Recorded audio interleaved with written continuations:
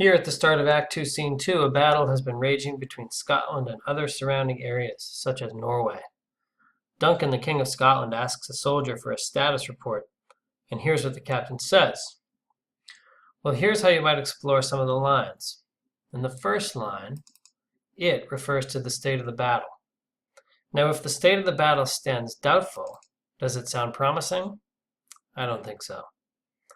Often, Shakespeare will say something sort of ambiguous and will follow it up with further explanation. Here, he compares the combatants with swimmers, and they're spent. And because they're spent, they cling together. If swimmers are so tired that they hold on to each other, what happens? They drown, right? And thus, their art is choked. The as here is a cue that Shakespeare is going to use a simile to compare two unlike things. In this case, warriors and swimmers. Homer did this with the epic similes in the Odyssey. Macdonald here is the enemy. He's merciless. He's a rebel. And this tells us he's against Scotland. Sometimes Shakespeare will separate the subject of a sentence from the predicate, the portion that contains the main verb in the essentials. Here I'm going to delete this section so that we can really focus on the subject and the predicate. The merciless Macdonald is supplied. This means he's got lots of supplies. He's got money, he's got soldiers, he's got all sorts of resources. And where are they coming from? From these guys, basically hired soldiers. Down here, fortune, we could replace that with fate.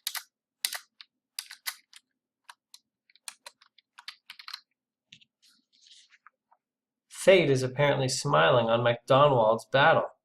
And if fortune means fate, then this tells us it looks like fate is for the enemy and thus against Scotland. Notice this but, however.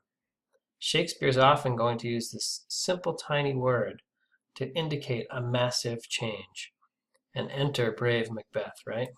He's brave Macbeth. And all the things he does. He disdains fortune. We think of disdain as a noun, as a feeling of hatred.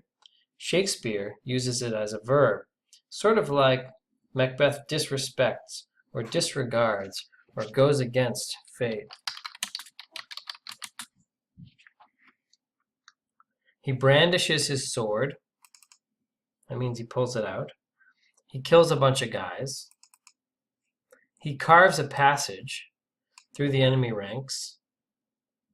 He faces the slave. This word is not a reference to the slavery that we think of. It is, however, a reference to the fact that Macdonald serves a different master than does Macbeth. This will be very important later, so don't forget this word and this fact. In the end, Macbeth doesn't shake hands with him. He doesn't say goodbye to him.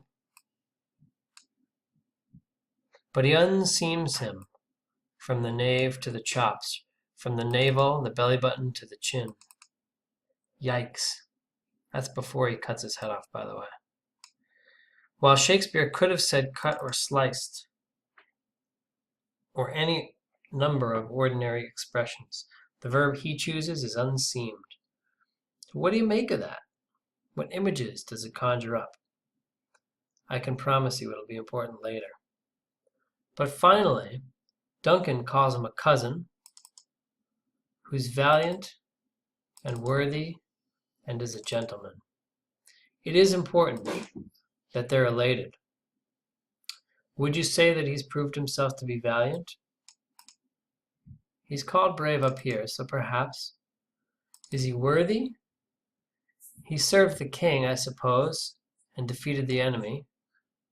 Is he a gentleman? I'll leave that one up to you.